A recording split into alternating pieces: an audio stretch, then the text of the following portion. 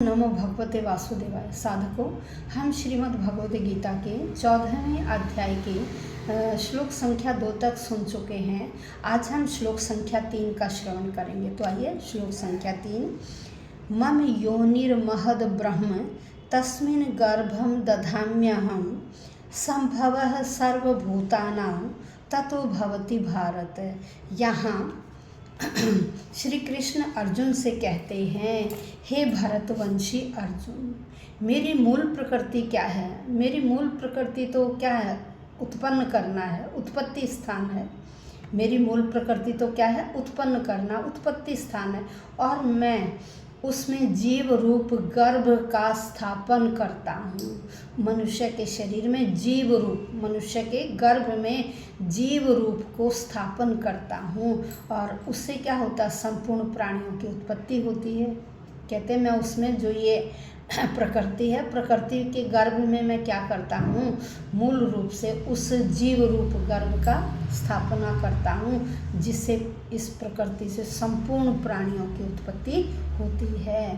तो यहाँ भगवान कह रहे हैं कि देखिए, प्रकृति और जीव का संयोग भगवान के द्वारा संभव बनाया जाता है। प्रकृति और जीव का जो संयोग है वो किसके द्वारा बनाया गया है? भगवान के द्वारा। भगवान के द्वारा ही संभव है, व्यक्ति के द्वारा यह संभव नहीं है। तो कहते हैं यहाँ प्रकृति में हम 24 तत्व देखते हैं।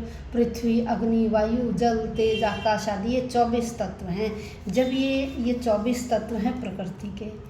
अब जब ये 24 तत्व ये भौतिक हैं, जब ये प्रकृति के साथ संबंध बनाते हैं, जब ये भौतिक हैं 24 तत्व, जब ये 24 तत्व किसके अव्यय हैं? ये प्रकृति के अव्यय हैं। जब ये इसके साथ संपर्क करते हैं, जो परा प्रकृति है, जब भौतिक प्रकृति से संबंध बनाती है, तो उससे ये सारा ब्रह्मांड, ये सारा भौतिक प्रकृति उत्पन्न होती है। तो कहते देखिए, एक उदाहरण के द्वारा कि जैसे बिच्छू है। बिच्छू क्या करता है? धान के ढेर में अंडे देता है। और आम आदमी क्या समझते हैं कि बिच्छू धान से उत्पन्न हुआ है, लेकिन उत्पन्न करने वाला कौन है?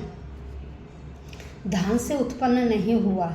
जब परा और अपरा प्रकृति का मेल हुआ तो उसी से बिच्छू का अंडा उत्पन्न हुआ। और उस अंडे से कौन निकला? बिच्छू निकला कुछ टाइम के बाद। तो कहते हैं ये वास्तव में अंडे किसने दिए थे? जो मादा बिच्छू थी उसी ने दिए थे। धान ने ये अंडे नहीं दिए, धान से ये उत्पन्न नहीं हुए। इसी प्रकार जो भौतिक प्रकृति जीवों के जन्म का कारण नहीं है। भौतिक प्रकृति जीवों के जन्म का कारण नहीं। वो बीज तो कौन देता? वो बीज भगवान द्वारा प्रदत्त किया जाता है।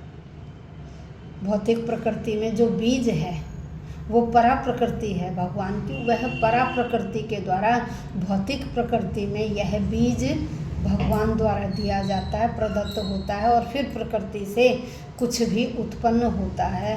इस तरह हर व्यक्ति को अपने पूर्व जन्मों के अनुसार सुख और दुख मिलता है।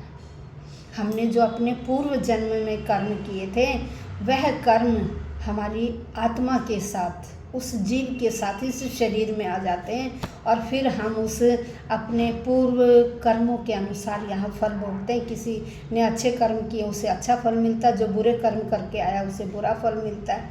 इसलिए हम अपने कर्मों के अनुसार ही सुख और दुख भोगते हैं। इस भौतिक जगत के जीवों की समस्त अभिव्यक्तियों का कारण कौन है? भगवान ही है। भगवान ही समस्त संसार के उत्पन्न करने वाले हैं।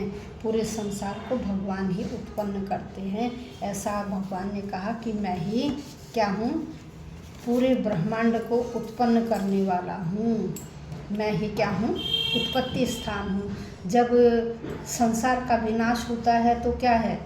हर चीज़ नष्ट हो जाती है, फिर दोबारा से प्रकृति की उत्पत्ति होती है, और फिर इसी तरह से प्राणी पैदा होते हैं एक एक करके। तो जैसे हमने उससे पिछले जन्म में कर्म किए थे, उन कर्मों के अनुसार हमें योनि, सुख, दुख आदि मिलता है।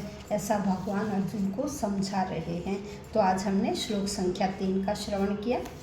साधकों वीडियो पूरी सुनिए। देखिए अब हम समापन की ओर चल रहे हैं 14वें अध्याय पर। और हमारा ये जो धर्म ग्रंथ है इसमें अद्वितीय ज्ञान भरा हुआ है। आप जितनी बार भी इसे सुनेंगे पढ़ेंगे तो आपको अलग अनुभूति होगी।